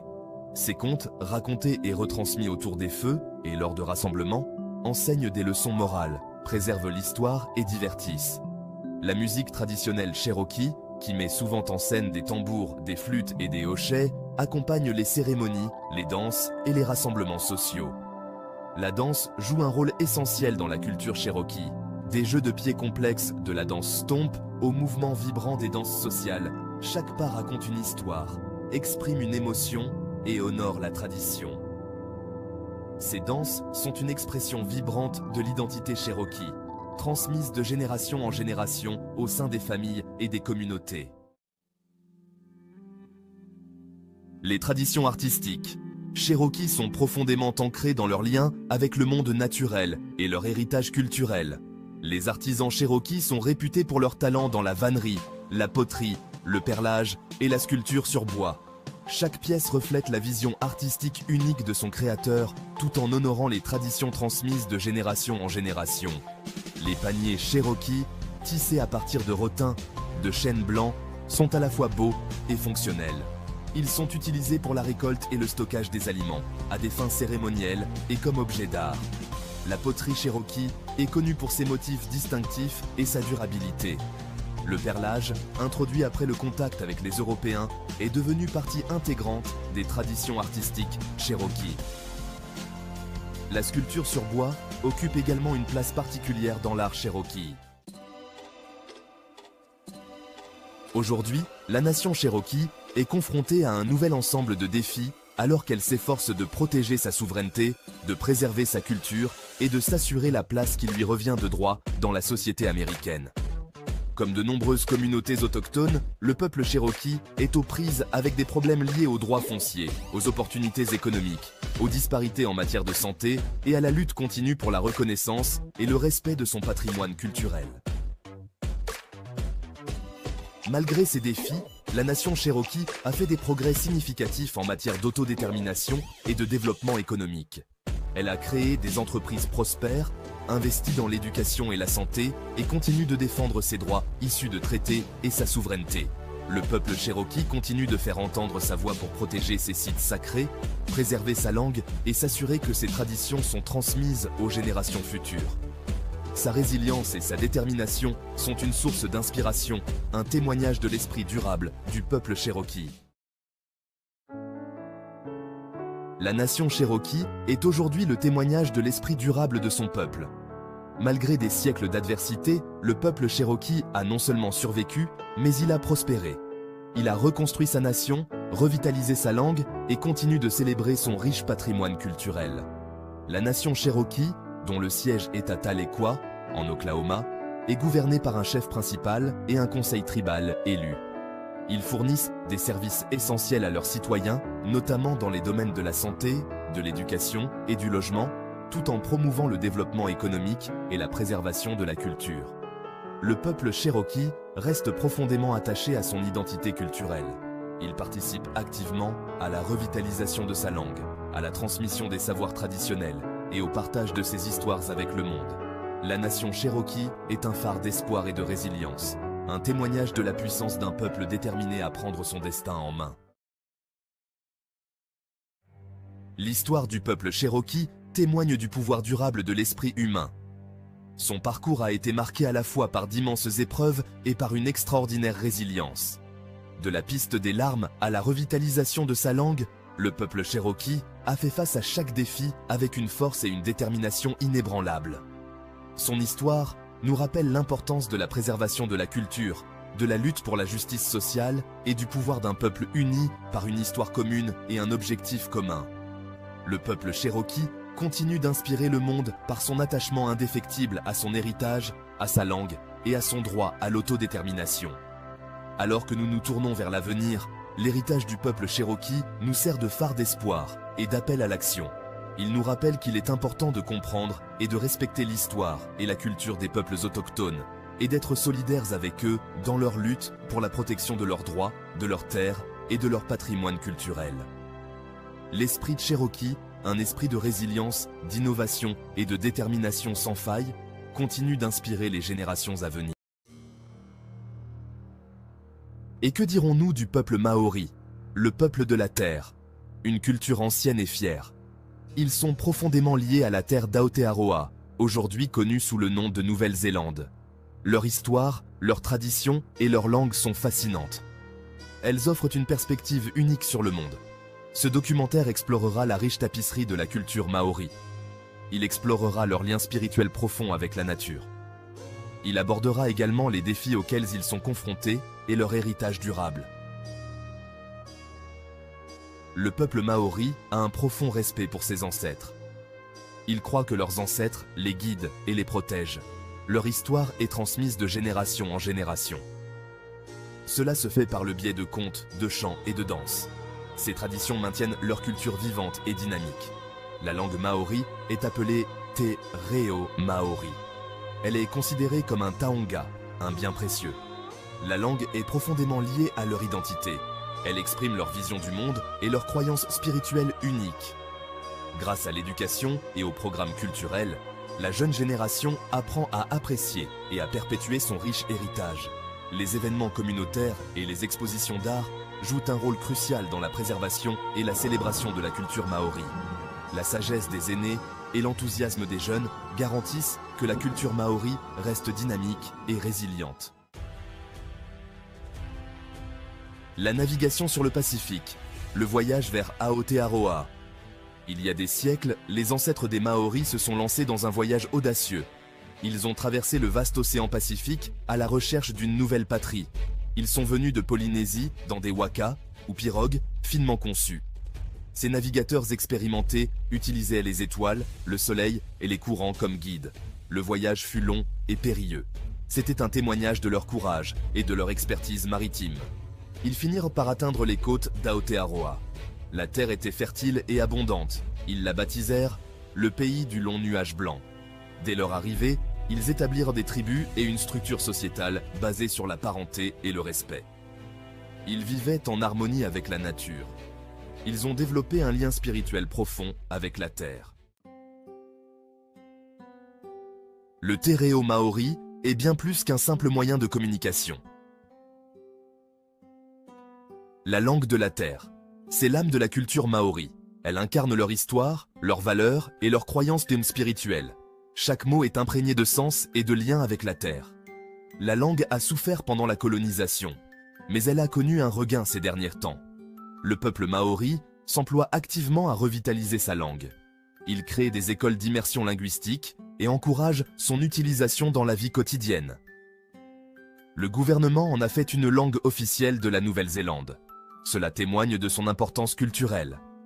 La revitalisation du te reo maori ne consiste pas seulement à préserver des mots. Il s'agit de préserver une vision du monde. Il s'agit de maintenir une culture en vie pour les générations futures. Le kapa haka est un art du spectacle vivant et puissant. Il est à la fois une démonstration de force et une expression artistique. Il combine le chant, la danse et les incantations. Chaque mouvement et chaque note ont une signification particulière. C'est une célébration de la culture et de l'identité maori. Les performances sont souvent empreintes de fierté et de passion. Les groupes de kapa haka, représentant souvent différentes tribus, s'affrontent lors de concours régionaux et nationaux. Ces compétitions sont très attendues et attirent de nombreux spectateurs. Ces événements sont bien plus que de simples concours. Ils sont une puissante expression de fierté culturelle et d'unité. Ils renforcent les liens communautaires et préservent les traditions. Les artistes portent des costumes traditionnels. Ces tenues sont souvent fabriquées à la main avec des matériaux locaux. Cela comprend des vêtements tissés et des capes de plumes complexes. Chaque costume raconte une histoire et reflète l'héritage de la tribu. Ils utilisent leur voix et leur corps pour raconter des histoires. Les gestes et les expressions faciales sont essentiels pour transmettre les émotions. Ils expriment leurs émotions par des mouvements et des harmonies puissants. La synchronisation et l'énergie des performances sont impressionnantes. L'un des aspects les plus connus du kapa haka est le haka. Cette danse est emblématique de la culture maori. Le haka est une danse guerrière. Elle est souvent exécutée avec une intensité et une passion remarquables. Elle est destinée à intimider les adversaires et à exprimer la force et l'unité. Le haka est également un moyen de rassembler et de motiver les membres de la tribu. Aujourd'hui, elle est exécutée à diverses occasions. Que ce soit lors de cérémonies officielles ou d'événements sportifs, le haka reste un symbole puissant, notamment pour accueillir des dignitaires et célébrer des événements importants. Le haka continue de captiver et d'inspirer les gens du monde entier. Le hanji, nourriture pour l'âme. La nourriture joue un rôle central dans la culture maori. C'est un moyen de rassembler les gens. Une méthode de cuisson traditionnelle est le hanji. Le hanji est un four en terre. Il est utilisé pour cuire les aliments lentement sous terre, ce qui donne une viande tendre et des légumes savoureux. La préparation d'un hanji est un effort collectif. Il s'agit de creuser une fosse dans le sol et de la tapisser de pierres chaudes. La nourriture, enveloppée dans des feuilles, est ensuite placée sur les pierres et recouverte de terre. La vapeur cuit les aliments lentement pendant plusieurs heures. Le partage d'un hanji est un acte significatif. Il représente l'importance de la communauté et de l'hospitalité dans la culture maori. La nourriture délicieuse est appréciée par tous, renforçant les liens et créant des souvenirs durables.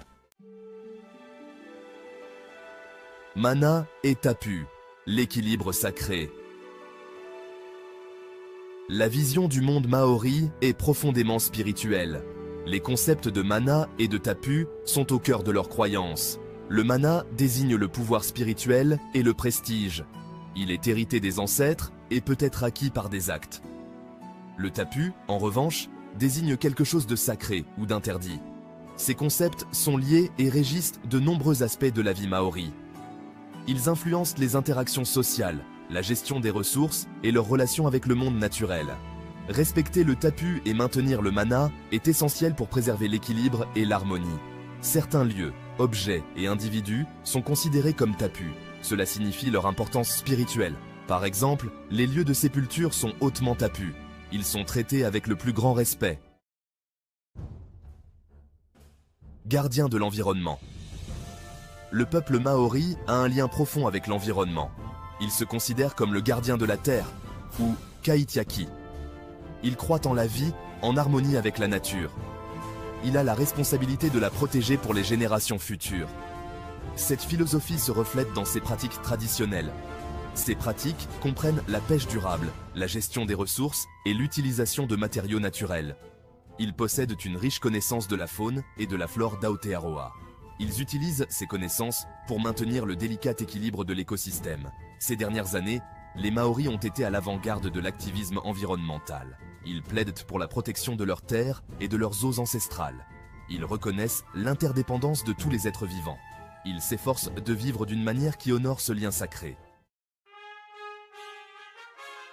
Reconquérir son identité, la renaissance maori. L'arrivée des Européens en Nouvelle-Zélande a eu un impact dévastateur sur le peuple maori. Ils ont été confrontés à la colonisation, à la confiscation des terres et à la suppression de leur culture. Cependant, ils n'ont jamais renoncé à leur identité. Ces dernières décennies, on a assisté à une résurgence de la culture et de la langue maori, connue sous le nom de Renaissance maori. Ce mouvement est caractérisé par un regain de fierté à l'égard de l'héritage maori. Il existe une volonté de se réapproprier leur langue, leur tradition et leur autodétermination. Les artistes, les écrivains et les militants maoris utilisent leur voix pour partager leurs histoires et leurs points de vue avec le monde. La Renaissance maori consiste à penser les blessures du passé. Il s'agit de créer un avenir meilleur pour les générations maoris à venir. Il s'agit de faire en sorte que leur culture continue de prospérer. Un héritage tissé dans le tissu d'Aotearoa. Le peuple maori a laissé une marque indélébile sur la société néo-zélandaise. Ses valeurs de solidarité, de respect de la nature et de connexion spirituelle avec la terre et de fierté culturelle sont ancrées dans le tissu de la nation. Ces valeurs se manifestent dans chaque aspect de la vie quotidienne. Son influence se retrouve dans tous les domaines, de l'architecture moderne de l'art et de la musique, où les motifs et les sons traditionnels continuent d'inspirer aux lois et aux politiques environnementales du pays, qui intègrent les principes de durabilité et de respect de la nature. Le parcours du peuple maori témoigne de sa résilience face aux adversités. Il témoigne du pouvoir durable de la culture, de la force de la communauté. Ils ont surmonté d'immenses défis pour préserver leur patrimoine, en transmettant leurs traditions aux jeunes générations. Ils continuent d'inspirer le monde par leur vision du monde unique, leur philosophie de vie et leur lien profond avec leurs ancêtres et la terre. Un lien qui guide leurs actions et leurs croyances. Alors que la Nouvelle-Zélande va de l'avant, en embrassant la modernité, il est essentiel de reconnaître et d'honorer les contributions du peuple maori, qui enrichissent la société. Leur histoire fait partie intégrante du passé, du présent et de l'avenir de la nation. En embrassant leur culture et en tirant les leçons de leur sagesse, les Néo-Zélandais peuvent créer un avenir plus juste et plus durable pour tous. Un avenir où chaque voix est entendue et où les communautés travaillent ensemble. Parlons enfin des Amazighs, un peuple fascinant. Aujourd'hui, nous allons explorer ensemble les racines profondes de cette civilisation ancienne qui a su traverser les âges tout en conservant son essence unique. De l'Atlas marocain aux oasis libyennes s'étend une culture millénaire riche en traditions et en histoire. Des montagnes majestueuses aux déserts arides, les paysages variés du Maghreb ont façonné le mode de vie des Amazighs, influençant leur architecture, leur agriculture et même leur art. Chaque région apporte sa propre touche à cette mosaïque culturelle. Les Amazighs, souvent appelés Berbères, sont les premiers habitants de l'Afrique du Nord. Leur présence remonte à des millénaires, bien avant l'arrivée des Phéniciens, des Romains et des Arabes. Leur langue, le tamazight, est l'une des plus anciennes langues vivantes au monde, et elle est encore parlée aujourd'hui par des millions de personnes. Fiers et résistants, ils ont su préserver leur identité face aux multiples influences. Qu'il s'agisse de leurs fêtes traditionnelles, de leurs rituels agricoles ou de leurs réunions communautaires, les Amazighs ont toujours trouvé des moyens de maintenir vivantes leurs coutumes et leurs croyances. Leur résilience est un témoignage de leur force et de leur détermination. Aujourd'hui, on plonge dans leur univers vibrant, on découvre leurs coutumes ancestrales et on essaie de comprendre les défis auxquels ils font face. Leur artisanat, qu'il s'agisse de poterie délicate ou de tissage coloré, raconte des histoires de générations passées. La musique et la danse amazigh, avec leurs rythmes envoûtants, sont des expressions vivantes de leur culture. Préparez-vous à être émerveillés par la beauté de leur artisanat, la puissance de leur musique et la profondeur de leur lien à la terre. Les bijoux et les tapis amazighs, souvent ornés de symboles anciens, sont bien plus que de simples objets. Ils sont des témoignages de l'histoire et de l'identité de ce peuple. Les musiciens Amazighs, avec leurs instruments traditionnels, nous transportent dans un autre temps. C'est parti pour une aventure humaine inoubliable, en parcourant les villages Amazighs, en participant à leurs marchés traditionnels et en célébrant avec eux leurs fêtes, nous allons découvrir une culture riche et vivante. Chaque rencontre, chaque échange, nous rapprochera un peu plus de l'âme de ce peuple ancien. Alors, suivez-nous dans cette exploration fascinante et laissez-vous envoûter par la magie des Amazighs. L'histoire des Amazighs, c'est une fresque fascinante qui traverse les millénaires. Ces peuples, souvent méconnus, ont une histoire riche et complexe qui mérite d'être explorée en profondeur. Imaginez un peu. Leur présence en Afrique du Nord remonte à la nuit des temps, bien avant l'arrivée des Phéniciens et des Romains. Ils ont laissé des traces indélébiles dans les paysages désertiques et montagneux de cette région. Les Amazighs étaient là, bien avant que les Phéniciens ne fondent Carthage ou que les Romains ne construisent leurs imposantes structures. Leur influence s'étendait sur une vaste région et leur culture a interagi avec de nombreuses civilisations. Nomades ou sédentaires, ils ont parcouru et façonné ces terres, laissant derrière eux un héritage culturel d'une richesse incroyable. Leurs campements traditionnels et leur mode de vie quotidien dans les montagnes de l'Atlas témoignent de leur adaptation et de leur ingéniosité. Des ruines romaines de Volubilis au Ksour du désert algérien, les traces de leur passage sont partout. Chaque ruine, chaque artefact raconte une histoire de leur présence et de leur influence. Malgré les invasions et les influences extérieures, les Amazighs ont toujours résisté, gardant leur langue et leurs traditions bien vivantes. Leurs célébrations traditionnelles, leurs vêtements colorés et leur musique unique sont des témoignages vibrants de leur identité. Leur histoire est un véritable exemple de courage et de résilience. Les chefs Amazighs, les peintures murales anciennes et les paysages historiques des montagnes de l'Atlas racontent une histoire de persévérance et de fierté. En explorant leur passé, nous découvrons non seulement leur histoire, mais aussi une partie essentielle de l'histoire de l'humanité. La musique et la danse sont au cœur de la culture amazigh. Elles sont bien plus que de simples divertissements. Elles sont l'expression vivante de l'âme et de l'histoire de ce peuple ancien. Imaginez le son envoûtant du bandir, ce tambour traditionnel qui résonne à travers les montagnes et les vallées, unissant les cœurs et les esprits. Ce son rythme les chants poignants des femmes en robe berbère, leur voix s'élevant comme un écho des générations passées, racontant des histoires de courage, d'amour et de résilience. La danse, elle, est une explosion de joie et de vitalité. Chaque mouvement est une célébration de la vie, une expression de liberté et de communauté. Chaque région a ses propres danses, ses propres costumes, reflétant la diversité et la richesse de la culture amazigh. Les couleurs vives et les motifs complexes des costumes racontent des histoires uniques. Mais toutes ces danses expriment la même fierté et la même connexion à la terre, une terre qui nourrit et inspire. Les festivals et les mariages sont l'occasion de célébrer ces traditions, de les partager avec les jeunes générations et de les faire vivre à travers le temps. Ces événements sont des moments de transmission où les anciens enseignent aux jeunes les danses et les chants, assurant ainsi la continuité de leur héritage culturel. Laissez-vous emporter par la magie de ces spectacles hauts en couleurs.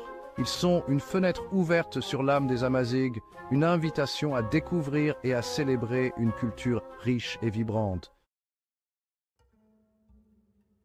Pour les Amazighs, la nature n'est pas juste un décor, c'est un être vivant, une source de vie et de spiritualité.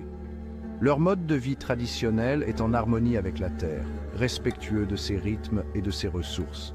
Leurs croyances, un mélange de paganisme et d'islam, accordent une grande importance aux esprits de la nature, aux montagnes sacrées et aux sources miraculeuses. La nature est leur refuge, leur inspiration, leur raison d'être. la langue berbère, le tamazight, est le lien qui unit tous les Amazighs. C'est une langue riche et ancienne, avec ses propres dialectes et sa propre écriture, le tifinagh. Malgré des siècles de résistance, la langue berbère est aujourd'hui menacée. La standardisation de la langue, l'enseignement à l'école et sa présence dans les médias sont autant de combats menés par les militants pour sa sauvegarde. Préserver la langue, c'est préserver l'âme d'un peuple. Et à aujourd'hui, les Amazighs se battent pour la reconnaissance de leur identité et de leurs droits. Après des années de marginalisation, ils réclament leur place dans les sociétés nord-africaines. L'enseignement de la langue berbère, la reconnaissance de leur culture et de leur histoire sont des revendications fortes. Le combat est long et difficile, mais la détermination des Amazighs est sans faille. Leur voix s'élève forte et déterminée pour que leur culture continue de vivre. L'avenir des Amazighs est intimement lié à la préservation de leur culture. L'éducation, la transmission et l'ouverture aux autres sont les clés de leur survie. Les jeunes générations, conscientes de leur héritage, sont prêtes à se battre pour un avenir où la culture amazigh aura sa place. Le tourisme responsable, le développement économique local et la coopération internationale peuvent contribuer à créer un avenir meilleur pour les Amazighs. Leur sourire est un message d'espoir, un appel à la solidarité et au respect. Notre voyage au cœur de la culture amazigh s'achève ici. On a découvert un peuple fier et résilient, profondément attaché à sa terre et à ses traditions. Malgré les défis, l'âme des Amazighs vibre toujours, portée par la musique, la danse et l'artisanat. Leur combat pour la reconnaissance est un exemple pour nous tous. Soutenons-les dans leurs efforts pour préserver leur héritage culturel unique et précieux. N'oublions jamais que la diversité culturelle est une richesse pour l'humanité.